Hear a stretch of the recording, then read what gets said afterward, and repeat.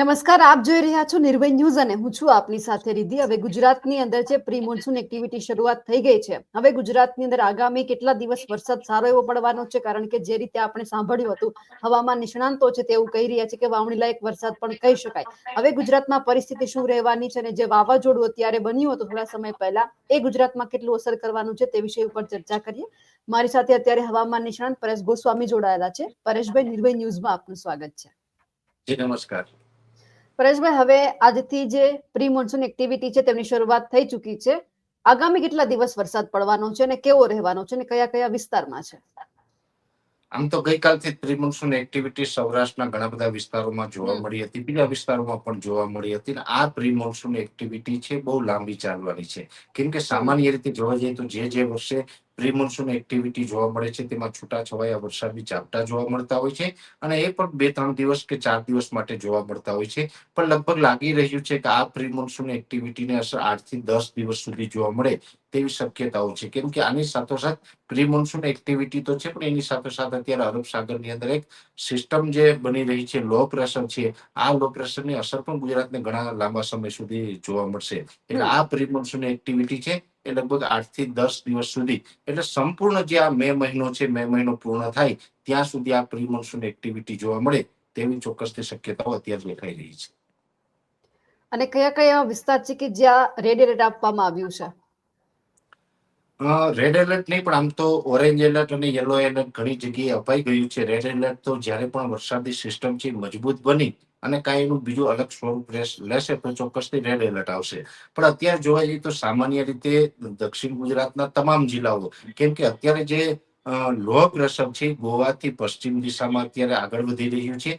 ધીમે ધીમે એ આગળ વધશે પછી મહારાષ્ટ્રમાં પણ હજુ ધોધમાર વરસાદો પડવાના છે, કેમ કે જેવી રીતે જોવા જઈએ તો કર્ણાટક અને ગોવાની અંદર છેલ્લા 2 દિવસની અંદર અનેક પ્રકારનું તારાજી ત્યાં સર્જાય છે. ત્યાં ખૂબ વધારે વરસાદો પડ્યા છે, સામાન્ય કરતા વધારે વરસાદો પડ્યા છે. એ જ રીતે ત્યાંથી ગોવાથી આગળ મહારાષ્ટ્રમાં પણ બહુ ભારે વરસાદો પડવાની સંભાવનાઓ છે. ત્યાંથી પછી ધીમે ધીમે આખું સર્ક્યુલેશન આગળ ચાલશે એટલે દક્ષિણ ગુજરાતના પણ તમામ જિલ્લાઓ હોય, જેમાં સુરત, વલસાડ, વાપી, બારડોલી, બિલીમોરા હોય, ડાંગ હોય, અંકલેશ્વર, ભરૂચ, રાજપીપળા, આ તમામ જિલ્લાઓને આની અસર થશે અને આ તમામ જિલ્લાઓની અંદર ભારેથી અતિ ભારે વરસાદ પડવાની પણ સંભાવનાઓ છે. એ સાથે જે સૌરાષ્ટ્રના તમામ જિલ્લાઓ છે, બોટાદ, ભાવનગર, અમરેલી, ગીર સોમનાથ, જુનાગઢ, રાજકોટ સુધીના વિસ્તારો છે, જુનાગઢથી જે પશ્ચિમ ભાગો છે એમાં પણ વરસાદોની શક્યતાઓ છે.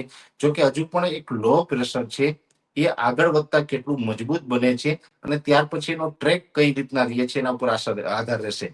જો એ સાયક્લોન સ્ટ્રોમ બને છે અને સૌરાષ્ટ્રની એકદમ બાજુમાંથી પસાર થઈ અને કચ્છ અથવા તો પાકિસ્તાન તરફ જાય તો પશ્ચિમ સૌરાષ્ટ્ર એટલે કે દેવભૂમિ દ્વારકા હોય, જામનગર હોય, પોરબંદર હોય, આવા વિસ્તારોને ચોક્કસથી ત્યાં વધારે વરસાદની શક્યતાઓ રહેલી છે. એટલે દક્ષિણ ગુજરાત અને સૌરાષ્ટ્રને વધારે વરસાદ પડવાના, એની સાથોસાથ કચ્છના વિસ્તારોને પણ સંભાવના રહેશે. મધ્ય ગુજરાતના પણ આણંદ, નડિયાદ, ખેડા, વડોદરા હોય, કપડવંજ, અમદાવાદ, ગાંધીનગરના વિસ્તારો એમાં મધ્યમથી સામાન્ય વરસાદ પડશે. એટલે મધ્ય ગુજરાતમાં થોડી તીવ્રતા ઓછી રહેશે દક્ષિણ ગુજરાત અને સૌરાષ્ટ્ર કરતા, છતાં પણ ત્યાં વરસાદની સંભાવનાઓ રહેલી છે.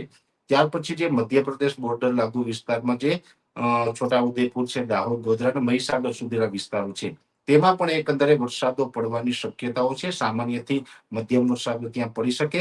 ઉત્તર ગુજરાતના જે ભાગો છે, અરવલ્લી હોય, બનાસકાંઠા હોય, સાબરકાંઠા હોય, મહેસાણા હોય, આ તમામ વિસ્તારોની અંદર વરસાદ પડશે. એકદમ છૂટાછવાયા ઝાપટાઓ પડશે. ત્યાં વધારે પડતા થંડરસ્ટોર્મ એક્ટિવિટી થવાની પણ સંભાવનાઓ છે. એટલે કે જે વિસ્તારમાં વરસાદ પડશે ત્યાં ગાજવીજ અને પવન સાથે ભલે કલાક 2 કલાક માટે વરસાદ હશે, પણ જ્યારે પણ એ વરસાદો પડશે ઉત્તર ગુજરાતમાં તો એ એકદમ ઝડપી વરસાદો પડશે. ઓછા સમયની અંદર વધારે વરસાદ વરસી જાય આવી ઘટનાઓ પણ ઉત્તર ગુજરાતમાં જોવા મળી શકે. મહત્વની વાત એ છે કે લગભગ વિસ્તારોની અંદર જે આ વરસાદો પડવાના છે એ તમામ વિસ્તારોની અંદર થંડરસ્ટોર્મ એક્ટિવિટી થશે એટલે ગાજવીજનું પ્રમાણ વધારે રહેશે અને પવનની ઝડપ પણ વધારે રહેશે. કેમ કે અત્યારે જે બંગાળની ખાડી સક્રિય થઈ રહી છે, અરબ સાગર સક્રિય થઈ રહ્યું છે.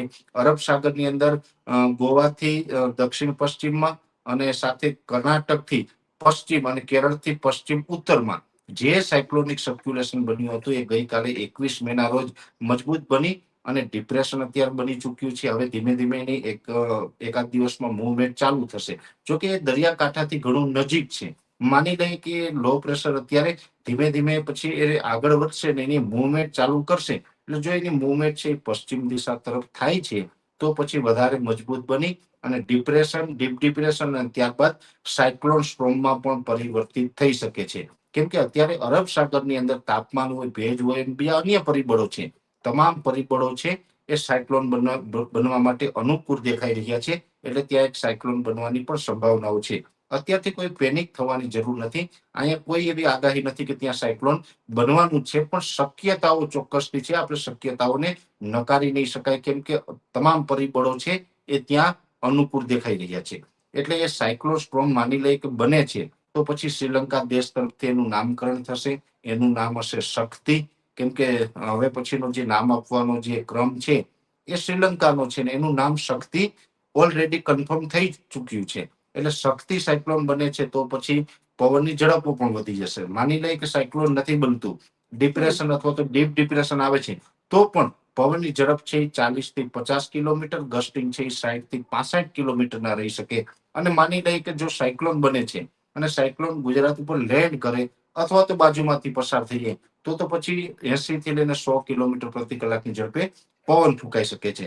જો કે સાયક્લોન બનશે તો સાયક્લોન બન્યા પછી જ એનો ટ્રેક નક્કી થશે. અત્યારે તો સંભવિત વાત હોય છે, કેમ કે સાયક્લોન બનવાની શક્યતાઓ ચોક્કસથી બેન છે, પણ સાયક્લોન જ્યાં સુધી ન બને ત્યાં સુધી એનો ટ્રેક ફાઇનલ થઈ શકે નહીં. કેમ કે સાયક્લોન બન્યા પછી કેટલો ભેજ એ પોતાની તરફ આકર્ષિત કરી શકે છે અને એનો ઝુકાવ પછી આખી સિસ્ટમ, કેમ કે 4 પાર્ટની અંદર સિસ્ટમ હોય છે. 2 ની પાંખ હોય છે, એક ટોપનો ભાગ હોય છે, એક એનો સેન્ટ્રલ પાર્ટ એટલે કે જેને આપણે આંખ કહીએ છીએ. એટલે જે આ 4 પાર્ટમાં જે સાયક્લોન છે, જે બંને પાંખો છે, ટોપનો ભાગ છે, સેન્ટ્રલ પાર્ટ એટલે કે જેને આપણે આંખ કહીએ છીએ, એ સંપૂર્ણપણે જ્યારે પણ એનો આકાર લઈ અને આગળ વધવાનું ચાલુ કરે છે, પછી કઈ તરફનો ઝુકાવ છે, કયા વિસ્તારનું તાપમાન કેટલું પછી રહે છે, કેટલો ભેજ પોતાની સાથે લઈને ચાલે છે, એ ઉપરથી એનો ટ્રેક નક્કી થતો હોય. એટલે સાયક્લોન છે હંમેશા ક્રિએટ થાય, એનું મૂવમેન્ટ ચાલુ થાય, ત્યારબાદ એનો ટ્રેક નક્કી થતો હોય. અત્યારથી આપણે એડવાન્સમાં એનો ટ્રેક નક્કી ન કરી શકીએ, પણ ચોક્કસથી અત્યારે જે અરબ સાગરની સ્થિતિ છે એ જોતા સંભવિત સ્થિતિની આપણે વાત કરી શકતા હોય. સંભવિત સ્થિતિની વાત કરવા જઈએ તો અત્યારે જે સંભાવનાઓ છે એ એવી છે કે માની લઈએ કે આનું પશ્ચિમ દિશા તરફ મૂવમેન્ટ કરી અને સાયક્લોન સ્ટ્રોમ બને છે, તો સાયક્લોન સ્ટ્રોમ જો બને તો એકદમ ગુજરાતની બાજુમાં એટલે સૌરાષ્ટ્ર અને દક્ષિણ ગુજરાતની બાજુમાંથી પસાર થઈ અને કચ્છ અને પાકિસ્તાન ઉપર એનું લેન્ડિંગ આવી શકે છે. આ એક સંભવિત વાત છે. આ ટ્રેકમાં ઘણી વખત ફેરફાર થતા હોય. ફેરફાર એટલા માટે જોવા જઈએ તો કોઈ પણ સાયક્લોન હોય એ સમુદ્રની અંદર જેટલું લાંબુ ટ્રાવેલ કરે, જેટલા દિવસ સમુદ્રમાં વધારે ટકે છે એટલું મજબૂત પણ બને અને એટલા ટ્રેક પણ વધુ ચેન્જ થતા હોય છે. ભૂતકાળમાં આપણે જોવા જઈએ તો 15 જૂનના રોજ જે સાયક્લોન છે એ આપણે બિપરજોય નામનું સાયક્લોન કચ્છ અને પાકિસ્તાન ઉપર લેન્ડ થયું હતું. તો એ સાયક્લોન છે સૌથી વધારે દિવસ સમુદ્રમાં રહ્યું હતું. એની પોતાની રીતે એક નવો રેકોર્ડ પણ બનાવ્યો છે. 13 દિવસ સુધી અરબ સાગરમાં એને ટ્રાવેલ કર્યું છે અને સૌથી વધારે ટ્રેક એમના ચેન્જ થયા છે. જેટલા દિવસ સાયક્લોન વધારે અરબ સાગરમાં રહીએ એટલા ટ્રેક વધારે ચેન્જ થતા હોય. બીજા નંબરમાં કેટલું લાંબુ અંતર છે એના ઉપર પણ ટ્રેક નિર્ભર હોય છે.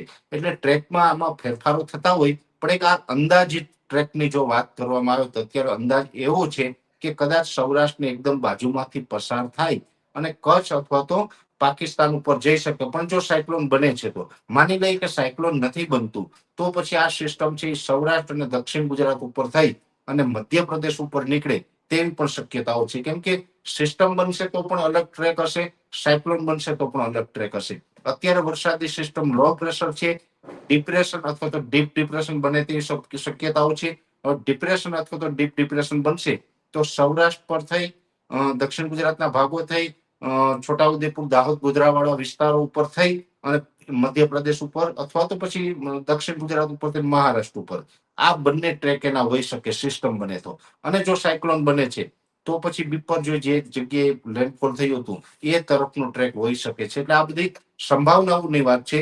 પણ બેન એટલું ચોક્કસ કહું છું, જે રીતે અત્યારે આ લો પ્રેશર મજબૂત થઈ રહ્યું છે, મને અત્યારે લાગી રહ્યું છે કે આની મૂવમેન્ટ ચાલુ થશે એટલે લગભગ આગામી 24 કલાકની અંદર એનો અંદાજ આવી જશે કે આ સાયક્લોન બનશે કે ડીપ ડિપ્રેશન બનશે.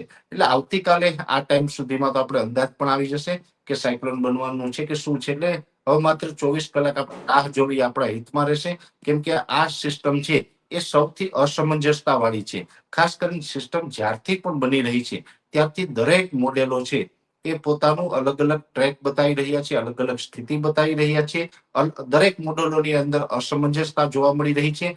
પણ મારું એક એવું અનુમાન છે કે આની મુવમેન્ટ ચાલુ થશે એટલે દરેક મોડેલોની સ્થિતિ છે એક સરખી થઈ જશે અને બધા જ મોડેલો છે એક પ્રકારનો ટ્રેક અને એક પ્રકારની સ્થિતિ છે એ બતાવવા મળશે. એટલે લગભગ હવે 24 કલાકની અંદર આનું ચિત્ર સ્પષ્ટ થઈ જશે કે હવે આમાં આગળ શું થવાનું છે. પણ એક ચોક્કસની વાત છે, માની લઈ બેન કે સાયક્લોન બને કે ડિપ્રેશન બને કે ડીપ ડિપ્રેશન બને, પણ ગુજરાતની અંદર સામાન્ય કરતા વરસાદ તો પડવાના છે, આગાહી ચોક્કસ માનવાની છે. આટલું મોટું ડિપ્રેશન પસાર થાય તો પણ આપણે વાવણી લાયક એટલે કે સારા વરસાદો પડતા હોય છે. એટલે દરેક ખેડૂત ભાઈઓએ માનસિક તૈયારી રાખવાની. ગુજરાતની અંદર ગમે ત્યારે વાવણી લાયક વરસાદ થઈ શકે છે. જોકે આ વાવણી લાયક વરસાદ થાય તો નૈઋત્યનું ચોમાસું ચાલુ થયું આવું કોઈ માની લેવાની જરૂર નથી, કેમ કે નૈઋત્યનું ચોમાસું હજુ કેરળમાં પણ પ્રવેશ કર્યું નથી. આ એક પ્રકારે ચોમાસા પહેલાની જે સિસ્ટમો બનતી હોય એ છે. સામાન્ય રીતે તમે જે આપણે શરૂઆતમાં વાત કરી એમ કે pre monsoon activity, pre monsoon activity ચોક્કસ છે, પણ પ્રી મોન્સૂન એક્ટિવિટીમાં સાયક્લોન બને કે ડીપ ડિપ્રેશન બને તો એ વસ્તુ આખી વધારે અલગ થઈ જતી હોય છે. છતાં પણ આને પ્રી મોન્સૂન એક્ટિવિટી ગણી શકાય. પણ પ્રી મોન્સૂન એક્ટિવિટીમાં પણ અતિ ભારે વરસાદો પડવાની શક્યતાઓ છે. નૈઋત્યનું ચોમાસું ગુજરાત પહોંચે એ પહેલા જ કદાચ વાવણી લાયક વરસાદો પડી જશે. નૈઋત્યનું ચોમાસું સામાન્ય રીતે જોવા જઈએ અંદમાન નિકોબાર ટાપુ હોય, બંગાળની ખાડીના વિસ્તાર હોય, એ વિસ્તારો ઉપર તો સમય કરતા 5-6 દિવસ વહેલું પહોંચી ગયું હતું. ત્યાર પછી શ્રીલંકાના કેટલાય ભાગોને અત્યારે કવર કરી ચૂક્યું છે. અત્યારે આજે જ્યાં સુધી આપણે વાત કરી રહ્યા છીએ ત્યાં સુધી હજુ પણ આ ચોમાસું છે એ કેરળમાં પ્રવેશ કર્યું નથી બેન. પણ એક ચોક્કસથી છે કે જેવી રીતે આ સિસ્ટમ બનવાનું જ્યારથી ચાલુ થયું છે ત્યાર પછી જે ચોમાસું જે ઝડપથી આગળ ચાલતું હતું એની ગતિમાં ચોક્કસથી ફેરફાર થયો છે. કેમ કે જેટલી ઝડપથી ચોમાસું આગળ ચાલતું હતું એ હવે થોડુંક ધીમું પડ્યું છે. એટલે હવે ધીમી ગતિએ આગળ ચાલી રહ્યું છે.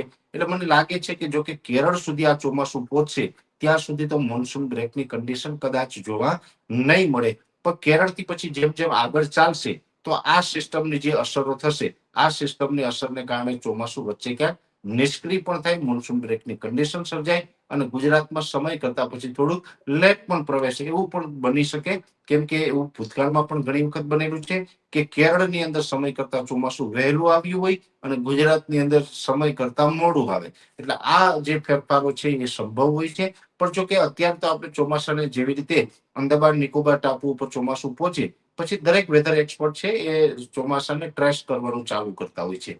અમે પણ એ જ રીતે અત્યારે ટ્રેસ કરી રહ્યા છીએ.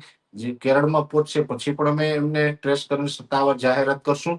ગુજરાતમાં ક્યારે પહોંચશે એનું શું ફેરફાર થશે એ પણ ચોક્કસથી ચોમાસાને ટ્રેસ કરતા કરતા પડે પડની માહિતી છે અમે પહોંચાડતા રહીશું. પણ અત્યારની જે આપણી કન્ડિશન છે, અત્યારે જે હવામાન ડેવલપ થઈ રહ્યું છે, અત્યારે જે પરિસ્થિતિનું નિર્માણ થવાનું છે બેન, આ વાત છે એ સંપૂર્ણપણે મેં અહીંયા સમજાવવાનો પ્રયત્ન કર્યો. આ મુજબની કન્ડિશન છે એ હવામાનની આવનારા દિવસમાં જોવા મળી શકે છે. બિલકુલ પરેશભાઈ, આપ મારી સાથે જોડાયા, આપનો ખૂબ ખૂબ આભાર. જે રીતે પરેશ ગોસ્વામીએ માહિતી આપી છે તેમને લઈને આપ શું માનો છો કમેન્ટ કરીને ચોક્કસથી જણાવજો. સાથે જ અમારી નિર્ભય ન્યૂઝ ચેનલને લાઇક, શેર અને સબસ્ક્રાઇબ કરવાનું ભૂલશો નહીં. નમસ્કાર.